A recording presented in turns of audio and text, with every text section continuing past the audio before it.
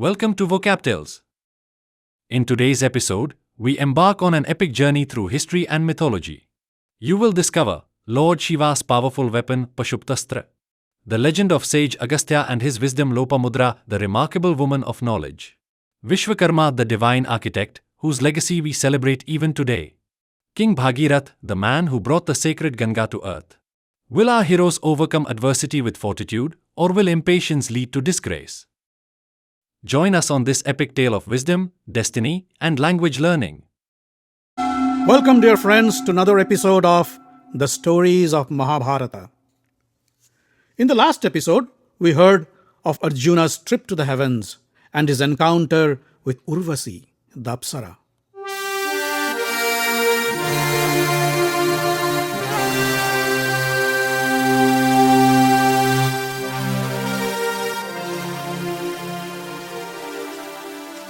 While Arjuna was spending his days in the heavens, learning music, dance, and the use of Indra's weapons, the rest of the Pandava brothers were leading their austere life in the Kamyaka forest. The hardship was taking its toll on their health and fortitude. Bhima would often become impatient and implore Yudhishthira to attack the Kauravas. Yudhishthira would patiently try to quell his anger and try to give moral justification for his decision. Arjuna's absence was also another cause for their grief. His presence always gave the brothers the confidence to deal with any adversity. Yudhishthira also worried about the well-being of his brother Arjuna. They didn't hear from him for years and wondered if he is safe and sound. One day, the great sage Rishi Brihadaswa visited the Pandavas at the hermitage. Yudhishthira greeted him with respect and offered him food and drink. The Rishi noticed that Yudhishthira was not his usual self. He looked morose and tired. Brihadaswa asked, "My dear Yudhishthira, why do you look so sad? What's bothering you?" Yudhishthira looked at the Rishi and said, "O Rishi, I am the most unfortunate and ill-fated man this earth has ever seen. My actions have caused great suffering to those I love and care. I failed to take care of my people who depend on me. It pains to see my brothers and Draupadi go through this hardship only because of me. I sent my dear brother Arjuna to the far northern lands to fetch weapons and haven't heard from him since. I don't know whether he's dead or alive. At times, I feel like I am the greatest loser and a disgrace to the Kuru dynasty." Rishi Brihadaswa held Yudhishthira's hand and said, "Don't despair, my son. Have faith in yourself and your brothers. I'm sure you'll come out victorious one day.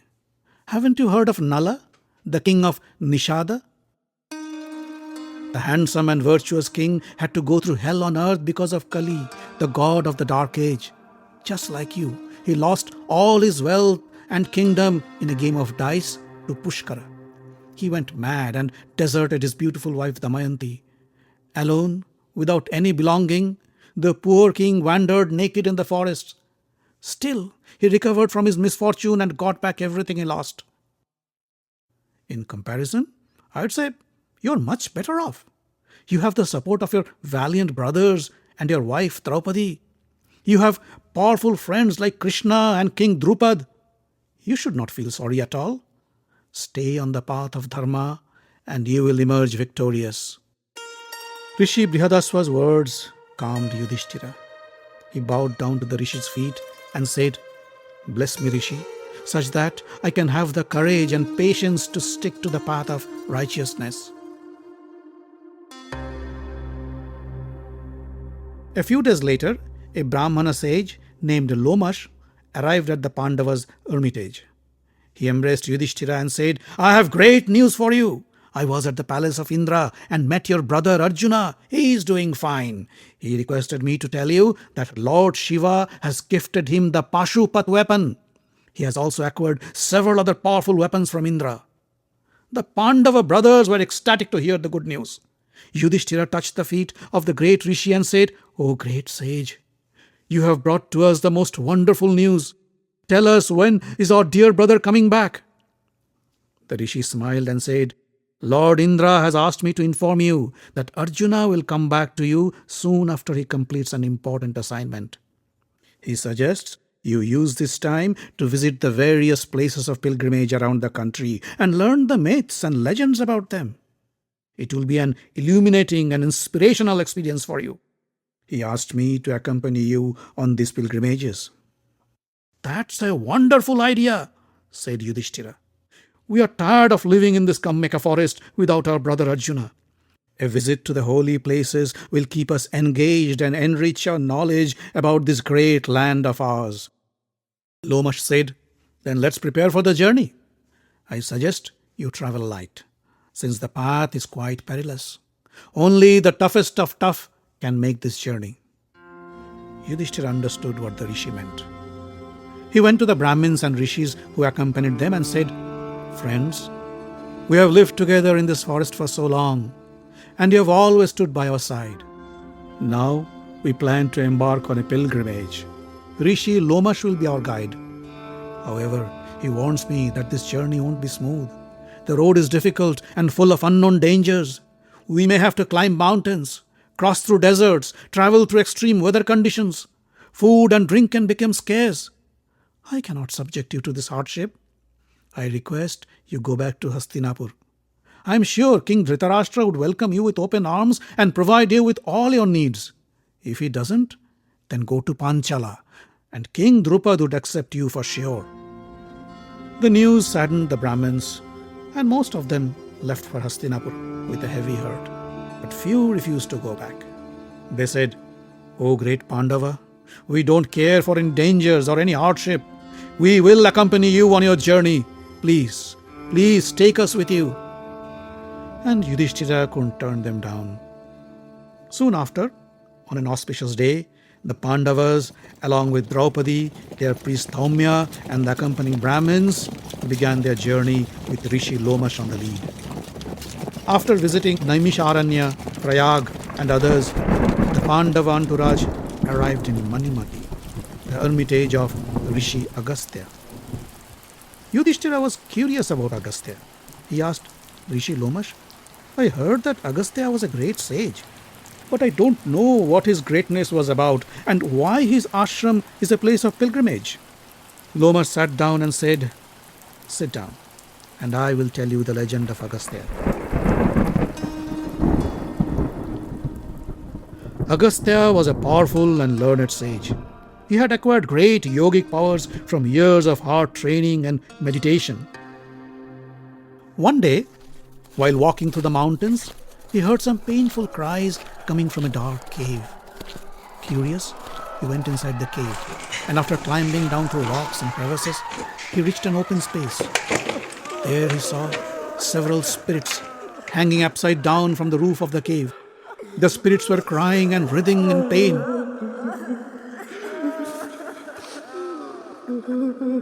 Agastya asked, Who are you? And why are you crying? The spirit said, We are your ancestors. We suffer because we have no descendant who could save us from this hell. Agastya felt bad. He asked, Please tell me, what can I do to relieve you from this suffering? The spirit said, Marry and bear a son, and we will be free from this hell. Agastya replied, Don't worry, I will fulfill your wish. Agastya then began to look for a proper bride. After a long and arduous search, he found the woman worthy of him. It was Lopamudra, the daughter of the king of Vidarbha. He went to the king and asked for his daughter's hand in marriage. The king was not very keen on giving his beautiful daughter Lopamudra to a poor ascetic who lives in the forest. But he knew of Agastya's power and was afraid to refuse him either. Lopamudra intervened and said, Father, it will be my honor to be the wife of the great sage Agastya. Don't worry about me, I'll be fine.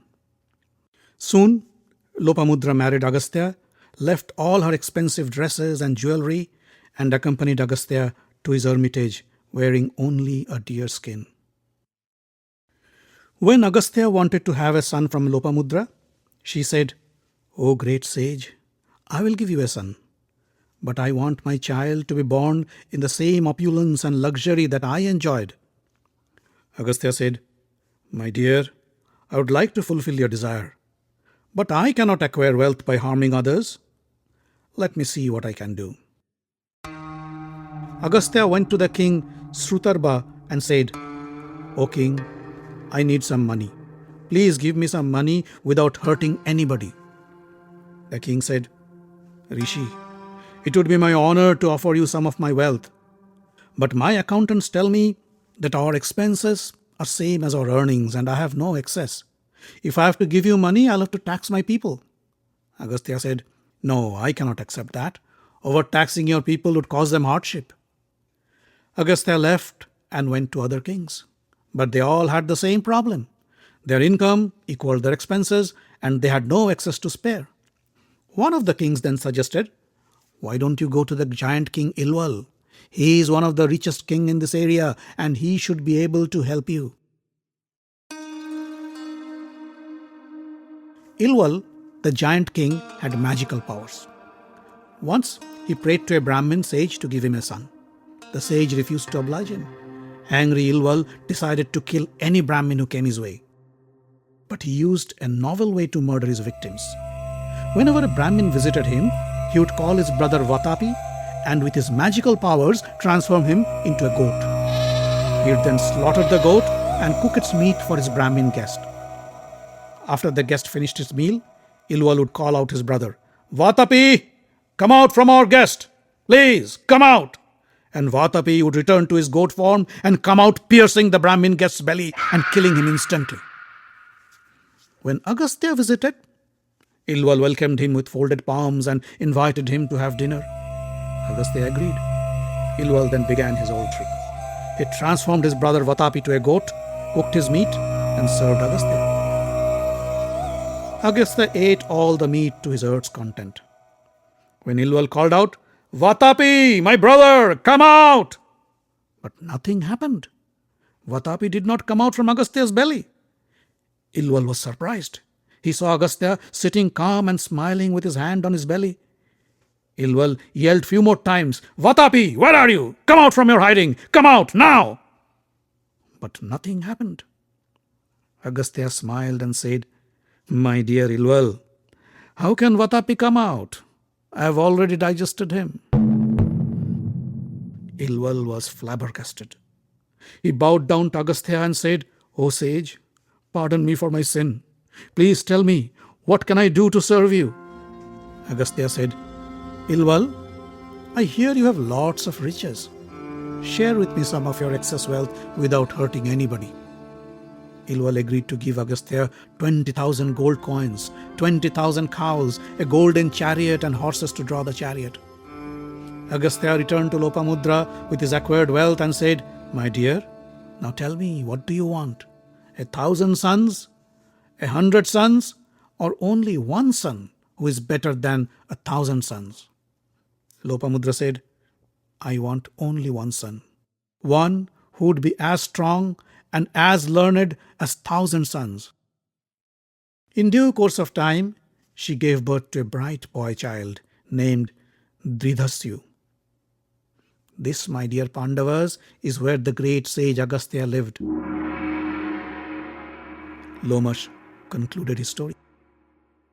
But Yudhishthira was eager to hear more. He asked, Rishi Lomash, I understand Agastya had caused few more miracles in his life. Please tell us of those incidents. Lomash said, Once, the demon clan named Kalya, led by Vrityasura, attacked the gods in the heavens. The tormented gods went to Brahma and asked for a way to destroy the demon. Brahma said that a weapon made from Rishi Dadhicha's bones could only kill Vrityasura. Lord Vishnu led the gods to Dadhich and asked for his bones. Dadhich was happy to oblige Lord Vishnu and gave his life. The gods took Dadhicha's bones and asked Vishwakarma to build a weapon. Vishwakarma built a powerful thunderbolt from Dadhicha's bones. Armed with the thunderbolt, Indra and the gods attacked Vrityasura. During the fight, Indra hurled the thunderbolt at Vrityasura and killed the evil giant. The death of Vrityasura caused a havoc in the demon army and they all fled under the sea. However, at night, the demons would emerge from the oceans and kill the Brahmins and hermits living near the ocean. Indra and the gods then went to Agastya to ask for his help. Agastya went to the seaside and in one huge gulp drank the waters of the ocean, leaving it bone dry. The demons were all exposed and the gods killed them all. Indra then asked Agastya to throw up the water he drank to fill the oceans back again. Agastya said, "I'm sorry. The water is all digested. You must try some other option." The gods were in a fix. How could the oceans remain dry? Brahma said, "Don't worry. Many years from now, King Bhagirath would once again fill up the oceans with water."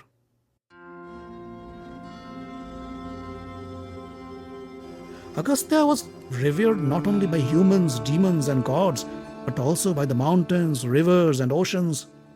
Once, the Vindhya mountains called the sun and said, "I want you to circle me, just as you circle the earth."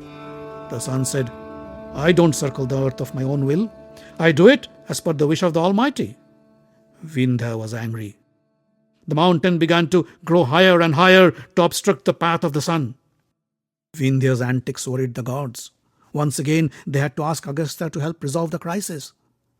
Agastya went to the foothills of the Vindhya mountains and said, "My dear Vindhya, I need to cross you and travel to the south to finish some urgent duties. I request you not to grow till I come back." Vindhya couldn't say no to the revered sage and stopped growing. Agastya crossed the mountains and went to the south, but he never came back. Hence, Vindhya couldn't grow anymore either. Lomash looked at Yudhishthira and his brothers and said, "My dear Pandavas, pay your respect to the great sage Agastya. His blessings would help you remove any obstacles that come on your path to victory."